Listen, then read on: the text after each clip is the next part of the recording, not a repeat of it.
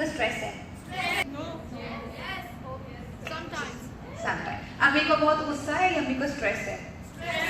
अम्मी को स्ट्रेस है। अब बात समझ में आई? डिप्रेशन कम बोलना, ये बोलना कि अम्मी को स्ट्रेस है। जो काम अम्मी कर रही है वो कोई मामूली काम नहीं है। कितने साल के हो सारे इस वक्त? 18। तो 18 साल उन्होंने अपनी जिंदगी के आप लोगों को दे दिए हैं। Is it not a joke? 18 साल दे दिया ना उन्होंने आपको। तो वो खुद 18 साल में की जब स्टार्ट हुई थी तो 20-21 की थी, अब उसमें 18 ऐड कर लो तो उसने स्ट्रेस देना ही देना है इस सिचुएशन में, ठीक है। और क्या है, अम्मी काहे को इतना डांटती हैं, काहे को इतना गुस्सा करती हैं, झुर्रियाँ पड़ रही हैं आंखों पे, अपना ख्याल नहीं करती हैं, सोती नहीं है प्रॉपर, खाती नहीं है, क्या हुआ है उनको? स्ट्रेस के अलावा क्या है? कभी सोचा है गौर से? Future problem, very good. माँ को मुस्तकबिल की बहुत फिक्र होती है, उनको समझ में नहीं आ, वो इतनी सी बच्ची, और हमारे स्पेशली हमारे कल्चर में बेटियां पैदा ही होती हैं तो माँ को फिक्र हो जाती है कि ये क्या करेंगी, कैसे पढ़ेंगी, कि अच्छी इंसान बनेगी, अच्छी बेटी बनेगी, फिर अच्छी माँ बनेगी, फिर अच्छी स्टूडेंट, बस वो इसी प्रोसेस में रहती हैं। तो आज हम ये थोड़ा सा देखें कि माँओं का स्ट्रेस अपनी जगह, लड़कियों का स्ट्रेस अपनी जगह है। तो अगर ये हम दोनों स्ट्रेस देखें और अगर हम ये देखें कि लैग कहाँ है, माएँ भी परेशान हैं, क्योंकि मैं एक साइकोलॉजिस्ट हूँ, मेरे पास तो बहुत सी माएँ आती हैं। तो पहले माँ मिलती है, माँ अपनी परेशानी बताती है, उसके बाद माँ कहती है मेरी बेटी से बात कर लें, ठीक है। जब माँ चली जाती है और आप बेटी से बात करें तो बेटी एक ऑपोजिट स्टोरी बताती है जिसमें वो ये कहती है कि मेरी माँ सोर्स है स्ट्रेस का। आप लोग ये समझते हो कि आप लोगों को जो स्ट्रेस आता है उसमें आपकी मदर का भी थोड़ा बहुत हाथ होता है, ज्यादा सारा होता है ज्यादा। इसका मतलब ये है, इसलिए मैं चाहती थी कि यार सारी माएँ आएँ ताकि हम बड़ी अच्छी एक्टिविटी रखें कि माओ को पता चले बेटियां क्या सोच रही हैं और बेटियों को पता चले कि माओ पे कितना बर्डन है। तो हम लेकिन बहरहाल अब आप जाके अपनी माओ के साथ ये बात कर सकते हैं घर पे कि क्या हो रहा है, ठीक है। चलिए थोड़े से फैक्ट्स के साथ बात करते हैं कि दुनिया में अगर हम स्कूल से थोड़ा बाहर निकलें और थोड़ा यूएई से भी बाहर निकलें और हम पूरी दुनिया के स्केल पे देखें कि औरत के साथ क्या हो रहा है, ताकि पहले किसी भी मसले को हल करने का पहला पॉइंट ये होता है कि उस चीज़ की उसकी मुश्किलात या प्रॉब्लम आइडेंटिफाई करनी पड़ती हैं। अगर आप अच्छे तरीके से अपना प्रॉब्लम आइडेंटिफाई नहीं करोगे आप कभी सोल्यूशन पे नहीं पहुंचोगे।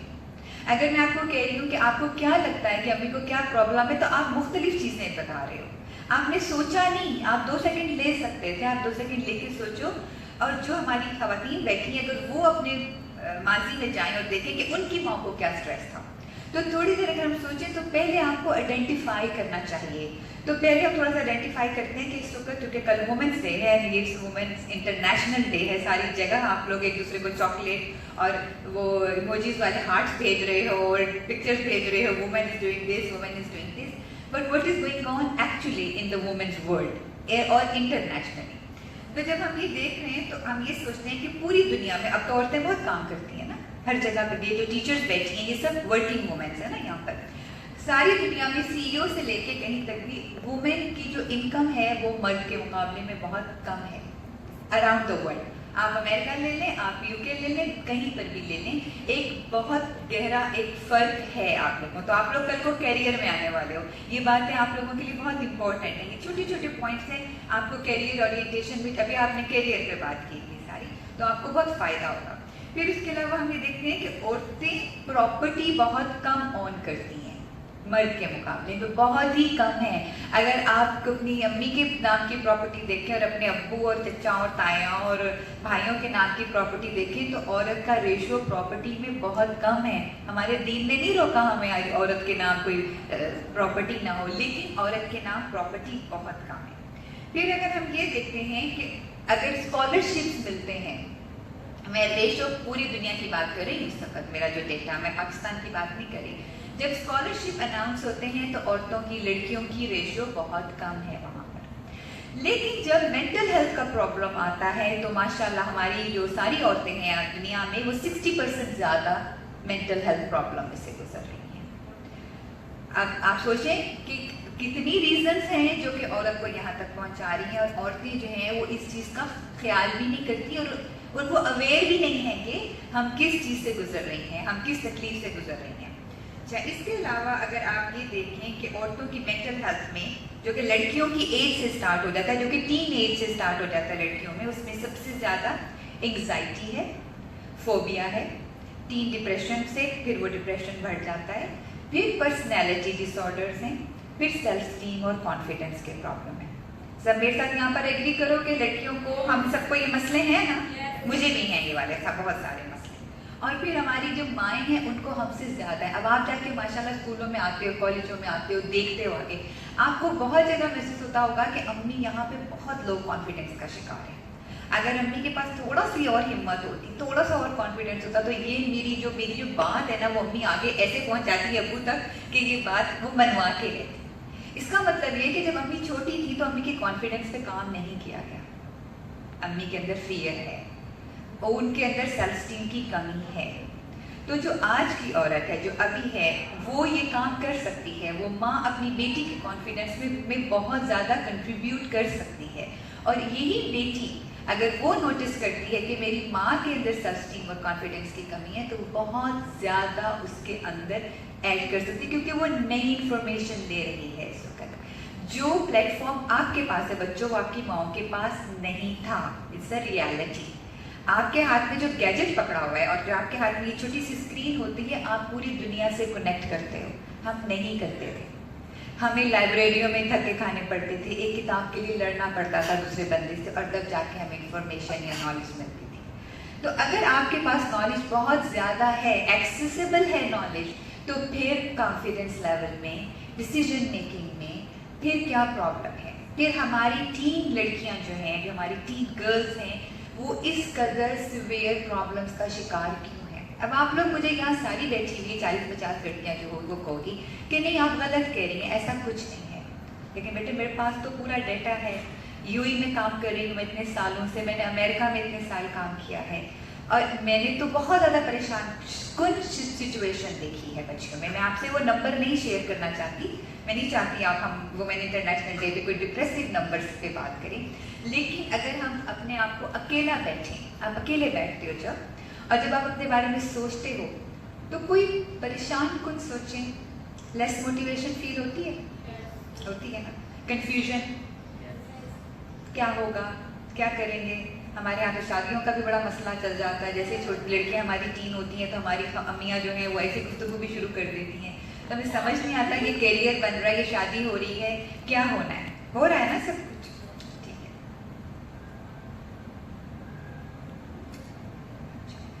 तो कहना ये है कि पेरेंट्स के चैलेंजेस क्या है। पहले हम पेरेंट्स के चैलेंजेस देख लेते हैं, माँ के चैलेंजेस, ठीक है। फिर हम देखेंगे कि आप लड़कियों को क्या चैलेंजेस है, फिर हम देखते हैं उसका सोल्यूशन क्या है। बहुत सिंपल सा हमारा छोटी सी टॉक रहेगी। जो सबसे बड़ा जो हमारा माओ का जो चैलेंज है ना पेरेंट्स के लिए इस वक्त, वो एक्सपेक्टेशंस है। हमारी एक्सपेक्टेशंस जो है वो बहुत मुख्तलिफ चीज़ों का मुरक्कब होती है। जो माँ की, मैं माँ हूँ, चूँकि मैं खुद माँ हूँ, मैं खुद इसलिए ये बात कह रही हूँ कि हमारी जब मैं कहती हूँ, हम बहुत ज़्यादा एक्सपेक्ट करते हैं, और जो मयार सोसाइटी कायम कर देती है, एक उस मयार को आपके लेके चलना होता है। एक मयार हमारे मजहब ने हमें दिया है जिसको हमने फॉलो करना है, फिर एक मयार हमारा कल्चर हमें दे रहा है। तीन चीज़ें मिक्स हो जाती हैं और तीनों चीज़ों के अंदर बैलेंस नहीं रखा जाता। इसकी वजह से पेरेंट्स के ऊपर बहुत ज़्यादा जिम्मेदारी आती है। तो माएँ सबसे ज़्यादा परेशान ये है कि बच्चियाँ हमसे ये डिमांड कर रही हैं, ऐसे कपड़े पहनने हैं, दोस्तों के साथ जाना है, स्लीप ओवर्स करने हैं, फ्रेंड्स के साथ शाम को बाहर जाना है, iPhone 8 चाहिए, सैमसंग का, अच्छा 10 चाहिए, X चाहिए, ठीक है। तो ये सारी चीज़ें जो हैं ये पेरेंट्स को स्ट्रगल में मुब्तला करती हैं, क्योंकि पेरेंट्स ये समझते हैं कि हम अपने बच्चों की एक्सपेक्टेशंस भी पूरी नहीं कर पा रहे। जब वो ये समझते हैं तो वो दुख और तकलीफ का शिकार होते हैं। वो आपको बताते नहीं है, वो आप पे गुस्सा करते हैं, और आप ये समझते हैं वो हमें कुछ देना नहीं चाहते। वो गुस्सा नहीं करते, वो झुंझुलाए हुए होते हैं, क्योंकि उनके हर चीज़ उनके इख्तियार में नहीं है जो वो आपको दे दें। आप इतने बड़े नहीं हुए कि आप समझ सको कि क्या वो किस चीज़ से गुजर रहे हैं, और वो इतने छोटे दोबारा नहीं हो सकते कि वो आपके लेवल पर आके सोचें। तो दोनों तरफ इतना बड़ा गैप है, जिसकी वजह से हम ये समझ रहे हैं कि हमारी जो नई टीन पौध है वो बहुत ज़्यादा डिप्रेशन का शिकार होती जा रही है, स्ट्रेस और एंग्जाइटी और फियर का शिकार होती जा रही है, और एक ऐसे कंपटीशन का सोशल मीडिया की वजह से शिकार हो रही है हमारी नई नस्ल, जिसकी एक्चुअल कोई रियलिटी नहीं है। असल में वो कंपटीशन एग्जिस्ट नहीं करता, वो एक फेक कंपटीशन है जो कि सोशल मीडिया ने क्रिएट कर दिया हुआ है। फिर दूसरी बात ये है कि मटेरियलिज्म की बात हमने कर ली। अच्छा, एक सेलिब्रिटी कल्चर है आजकल टीन्स के लिए, वो माओ के लिए बड़ी तकलीफ दे चीज़ है। ये जो सेलिब्रिटी कल्चर बन चुका है ना, आई डोंट नो, आप लोगों के सब सोशल मीडिया से वाकिफ़ हैं, सबको पता है कैसा कल्चर चल रहा है, सेलिब्रिटीज़ क्या आपको सिखा रही हैं। अब माई चाहती, ओके, और किम कार्दाशियन सब फॉलो कर रहे हैं किम कार्दाशियन को। अल्लाह भला करे तुम लोगों पे, अल्लाह तुम्हारी माओ पे हम सब पे रहम करे। करो। अच्छा, कोई इंस्पिरेशनल वुमेन नहीं मिलती? नहीं मिलती। ये मजाक की बात नहीं हो रही है, लेकिन वाकई कार्दाशियन कल्चर जो चल रहा है, एक दिन आप लोग खुद सोचोगे, अपनी बेटियों को फॉलो करने दोगे कार्दाशियन कल्चर? वन से यस, क्योंकि अभी इसका मतलब है जो टीन होती है ना बेटे, वो मेच्योर नहीं होती, उसको डिसीजन मेकिंग नहीं होती। अभी आप लोगों के ब्रेन प्रॉपर डेवलप नहीं हुए कि आप ये फैसला कर लो। जो चीज़ बहुत खूबसूरत लगती है ना देखने में, वो इतनी कीमती नहीं होती, देख वो अट्रैक्ट कर रही है इस वक्त ना। उस वक्त वो एक फेम बनी हुई है ना, वो दुनिया की सबसे अमीर औरत बन गई है। वो अब दुनिया की सबसे अमीर औरतों में तो ओपरा भी आती है, कोई उसको सुनता देखता है? अच्छी बात है कि कोई इसको देख रहा है, सुन रहा है, ठीक है। चलिए हम अगली बात करते हैं। इस वक्त माँ बाप का जो सबसे बड़ा चैलेंज है वो डिफाइंस है। बच्चों का अपोजिशनल होना, बच्चों का डिसरिस्पेक्टफुल होना, लड़कियों का बदतमीजी करना, गुस्सा करना, बिना वजह में मूड दिखाना। और बच्चियां माशाल्लाह बहुत कंफर्टेबली पेरेंट्स को मूड दिखाने लग गई हैं आजकल की, और अपना कमरे बंद करना, दरवाजे ठाड़ राइट, टीचर्स को भी दिखाती हैं, और वो समझती हैं कि आज वही समझ रही हैं कि ये this is something like to be, it's like something more to be, ठीक है। बस ये तो बड़ी खूबकी की बात है, और ये चीज़ जो है ये मेरा कद बड़ा कर रही है। मैं ऐसे एटीट्यूड दिखा रही हूँ, और मैं अपनी, क्योंकि हर इंसान को अपनी इज्जत तो प्यारी है, और टीचर की तो इज्जत माँ बाप से भी ऊपर स्टार्ट कर दर्जा तो आ जाता है। तो वो क्या करेगी बेचारी, वो खामोश हो जाएगी, और वो थोड़ा मुस्कुरा के बात को इग्नोर करने की कोशिश करेगी। लेकिन आप लोग क्या कर रहे हो, नहीं ज़्यादा से ज़्यादा वो आपके नंबर काट सकती बेचारी, और क्या करेगी। लेकिन जो बच्चे आज ये कर रहे हैं, क्योंकि डिसरिस्पेक्टफुलनेस जो है, बदतमीजी जो है, और हम इसको ऑपोजिशनल डिफाइंड डिसऑर्डर कहते हैं, जिसके ऊपर हम क्लिनिक में बैठ के दिन में हालांकि 200 बच्चे के ऊपर ये डिसऑर्डर लगाते हैं कि बच्चे इसका शिकार हो रहे हैं। बच्चे चीज़ें उठा के फेंक रहे हैं, बच्चे माँ बाप की बात नहीं सुन रहे, खाने पे बुलाओ तो खाना नहीं सुनना, एग्जाम में नंबर क्यों आ गए तो बेशुमार किस्म के वो आपको इश्यूज बताएंगे। गुस्सा इतना ज़्यादा बच्चों में, लड़कियों में हम लड़कियों की बात कर रहे हैं, लेकिन इतना ज़्यादा गुस्सा आराम से बच्चे शो करते हैं कि वो ये बिल्कुल फील नहीं करते कि हम अपने पेरेंट्स के ऊपर, स्पेशली अपनी माँ के ऊपर कितना बर्डन डाल रहे हैं। हमारे कल्चर में हमारी माएँ बापों से बहुत सी चीज़ें छुपा भी लेती हैं। बेटी ने बदतमीजी की, गुस्सा किया, झगड़ा किया, माँ को बड़ी इज्जत प्यारी होती है अपनी बेटी की, और माँ नहीं चाहती कि बाप को पता चले। तो वो बाप पूछेगा कि क्या हुआ, इसका मूड ठीक नहीं, खाना नहीं खा रही, तो माँ कह देगी नहीं इसके सिर में दर्द है, ये थकी हुई आई है ना स्कूल से, तो मैंने पहले ही खिला दिया था। कभी सोचा है कितना माँ आपको कवर करती है? वो बहुत सी जगहों से आपको माइंड कवर कर देती हैं। लेकिन हम जो बच्चियाँ होती हैं, जो टीनेजर होते हैं, हम इसको अंडरस्टैंड नहीं कर सकते। जब आप इस जगह पे आओगे तो आप इसको अंडरस्टैंड करोगे कि आपको कितनी कवरेज मिली है। आपको अगर कभी एक्सपीरियंस हुआ हो किसी ऐसी टीन बच्ची का जिसकी माँ नहीं है, आपकी कोई दोस्त है, तो आप उससे पूछो कि उसको कोई कवर करने वाला है, कोई उसको सपोर्ट स्ट्रक्चर प्रोवाइड करने वाला है। तो हमें अपने पेरेंट्स के जो स्ट्रेस लेवल है उसको इस लेवल पे कम करना चाहिए कि कम से कम डिसरिस्पेक्टफुलनेस ना दिखाई जाए। फिर दूसरा, आज यहाँ तो ये बात नहीं, लेकिन बाहर दुनिया की बात कर रहे हैं, तो लड़कियों में, बच्चियों में बहुत ज़्यादा सेल्फ हार्म शुरू हो चुका है। आप सबको पता है सेल्फ हार्म के बारे में, मेरा नहीं ख्याल कि मुझे उसके ऊपर इतनी तफसील से बात करने की ज़रूरत है। आपकी कार्डेशियन अच्छी से बताती है, आपका मीडिया आपको बता रहा है, लड़कियां अपने आप को कट कर रही हैं, पेपर कट्स लगा रही हैं, शॉप कट से लगा रही हैं। इसके ऊपर हम बहुत ज़्यादा काम कर रहे हैं, यहाँ यूएई में भी बहुत काम हो रहा है सेल्फ इंजरी पे, सेल्फ हार्म पे। लेकिन जो पेरेंट्स माँ हमारे पास आती है, माँ को पता नहीं चलता, क्योंकि वो तो आप लोगों ने कवर कर लिया होता है। यूजली आप थाइस पे करते हैं बच्चे, अंडर साइड्स पे, यहाँ पर आर्म्स पे करते हैं, तो माँ को पता नहीं चलता। माँ सिर्फ सिवियर सिम्टम्स देखती है। माँ का ये पता लगता है कि ये मुझसे कपड़े किसी और मांग रही है, ये मुझसे डिमांड्स देख रही है, एक्सपेक्टेशन और गुस्सा देख रही है। पर उसको अब अचानक माँ को पता चल जाता है या किसी दोस्त से, तो वो बाजू देख लेगी, तो ये क्या हुआ, तो फिर घर पे एक पैनिक अटैक आता है कि ये क्या कर रही है। और फिर बच्चे एक दूसरे से बातें कर रही हैं कि मुझे ये ज़िंदगी पसंद नहीं है, मुझे ये अच्छा नहीं लगता। फिर एक आप लोगों के पास एक टर्म है जिसको आप लोग कहते हो ब्राउन पेरेंट्स। ब्राउन पेरेंट्स के ऊपर तो आप लोग माशाल्लाह इतना अच्छे से आप लोग जो हो वो सोशल मीडिया के ऊपर कार्टून्स बने हुए हैं, उसके ऊपर वीडियोस आ रहे हैं कि ब्राउन पेरेंट्स। यस जी, मैं भी देखती हूँ, आखिर मैं ब्राउन पेरेंट हूँ, मैं भी देखती हूँ कि क्या कर रहे हैं आप लोग, क्या कर रहे हो। लेकिन सारी माएँ नहीं देख रही होती, उन्हें नहीं पता चल रहा।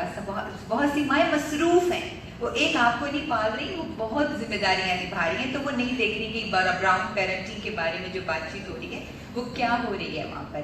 लेकिन मैं यहाँ पे माँ को ये कहना चाहती हूँ कि अपनी हांडी रोटी थोड़ी कम कर लें। एक डिश बनाया करो सारे दिन में, लेकिन ये देखा करो कि सोशल मीडिया पे सारे बच्चे क्या कर रहे हैं।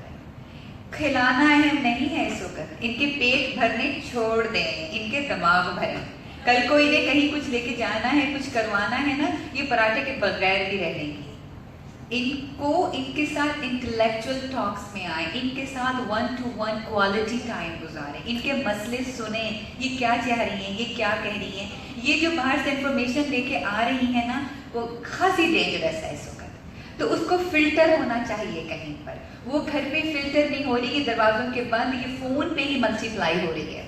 ये जो सीखती हैं सारा दिन ये आपस में, और इनका कसूर नहीं है, मैंने बिल्कुल कसूरवार नहीं कहती, इनका वक्त का तकाजा है, ये हालात यहाँ जा रहे हैं। हमारे हाथ में नहीं है ये छोटा सा जो फोन की जो गैजेट है, ये हमारे हाथ में नहीं, तो कम से कम ये आपको आके बताएं, और आप आके बताया करो माओ को, जब अपनी माओ को अपने फ्रेंड्स की तरह कि हमने ये नई चीज़ सीखी है, ताकि वो इसके अंदर से आपको फिल्टर कर दे। हम गंदा पानी यहाँ नहीं पीता ना, यहाँ कोई पानी टैप का नहीं पीता ना, सबको पता है यूएई में पानी साफ नहीं है, हमें वाटर पीना पड़ता है। कितना क्लियर बात है। तो जो बाहर से क्रिटिशन कह रही है वो हम क्यों सुन लें, माँ के साथ बात करके की जा सकती है, उसके अंदर से उसको फिल्टर किया जा सकता है ना कि इसमें से क्या अच्छा है क्या बुरा है, और वो आपको कोई सब्स्टिट्यूट चीज बता सकती है ना आपको माँ, कि इंस्पिरेशनल चीजें भी तो है ना सीखने के लिए। चलिए जी आगे मैं चलती हूँ। अच्छा, अब पेरेंट्स से ये कि पेरेंट्स बच्चे क्यों ऐसा कर रहे हैं, उनके साथ ये जो इतनी बातें हमने की मासूम प्यारे प्यारे बच्चों को, तो ये ऐसा क्यों करें। बच्चे जब टीन एज में होते हैं तो बहुत ही ड्रामेटिक चेंज उनकी फिजिकल, इमोशनल, सेक्सुअल और इंटेलेक्चुअल में से गुजरते हैं। आप ये समझ लो कि जब जो टीन एज होती है 13 से 19 होती है, बच्चे जो है ना वो रोलर कोस्टर पे बैठे हुए होते हैं। अब रोलर कोस्टर जो है वो यूं और यूं, कभी ऊपर कभी नीचे, कभी ऊपर कभी नीचे, कभी ऊपर कभी नीचे होती है, और बच्चे खुद कैपेबल नहीं होते अपने आप को अंडरस्टैंड करने में, और वो स्पॉन्ज की तरह होते हैं, जो कुछ बाहर मिल रहा है वो लेते चले जाते हैं, वो लेते चले जाते हैं। और बहुत सी चीज़ें वो इसलिए भी लेते हैं क्योंकि उनके दोस्त कर रहे होते हैं, क्योंकि सब लोग कर रहे होते हैं, तो पीयर प्रेशर उनके ऊपर इतना ज़्यादा होता है कि उनको कोई एक्सेप्ट नहीं करता अपने ग्रुप में अगर वो एक पॉपुलर क्लास में जो ग्रुप है उसका हिस्सा नहीं बनते। तो उनको बहुत से बच्चे बहुत कुछ नहीं करना चाहते, लेकिन वो इसलिए करते हैं कि उनको एक्सेप्ट कर लिया जाए।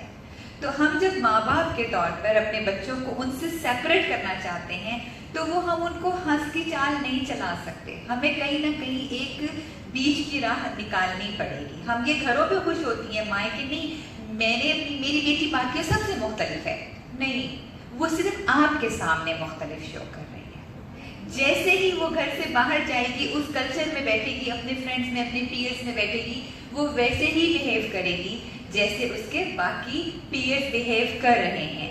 तो ये माँ बाप की बड़ी सख्त जिम्मेदारी है कि आंखें बंद करके मत सो जाइए, स्पेशली माँ की, कि नहीं वो मेरे सामने तो ऐसे बिहेव कर रही है और मेरे स्कूल में आपकी टीचर कहेगी कि नहीं। अच्छा, बहुत सी बच्चियां जो हैं, क्योंकि आप लोग के स्कूल में डिफरेंट अच्छे लॉज हैं, वैल्यूज़ हैं, आप इस्लामिक वैल्यूज़ पे, हमारी पाकिस्तानी वैल्यूज़ पे बहुत अच्छी तरह से कर रहे हैं, काम कर रहे हैं। लेकिन आप बहुत से ऐसे स्कूल देखें जो कि मिक्स स्कूल हैं यहाँ पर, यहाँ बहुत सी बच्चियाँ जो हैं जो कि अमेरिका लंदन में पढ़ रही हैं, वो अपने पेरेंट्स को कोई और शक्ल दिखाती हैं। मैं सबकी बात नहीं कर रही, लेकिन ये कि वो पीयर प्रेशर की वजह से वो चीज़ें करना चाहती हैं।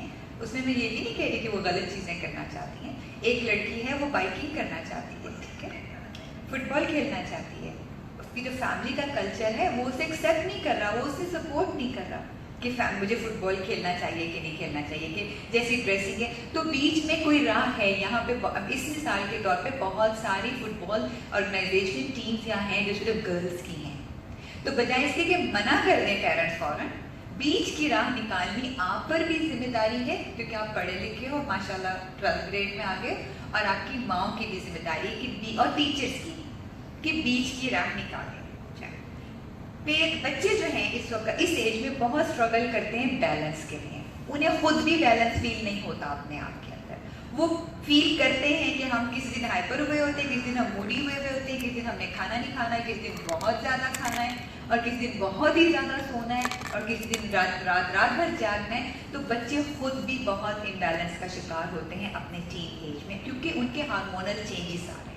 किसी की स्पीड ज़्यादा है, किसी की स्पीड कम है, किसी को लग रहा है कि मैं बहुत बड़ी लगती हूँ अपनी एज से, किसी को लग रहा है मैं अपनी एज से बहुत छोटी लगती हूँ, मेरे बाल नहीं अच्छे, किसी को लगता है मेरी आंखें नहीं अच्छी, किसी को मेरा रंग नहीं अच्छा लगता, मुझे ऐनक क्यों लग गई, मुझे ये क्यों लग गया, अगर अम्मी मुझे ये करने दें तो मैं ज़्यादा खूबसूरत लगूँ, अम्मी मुझे ये करने दें तो मैं ज़्यादा अच्छी लगूँ। और अम्मी कह रही होती हैं कि थोड़े दिन और ठहर जाओ, थोड़े दिन और ठहर जाओ, फिर ये कर लेना, फिर ये कर लेना। तो सारा दिन आपकी बैलेंस में जंग होती है।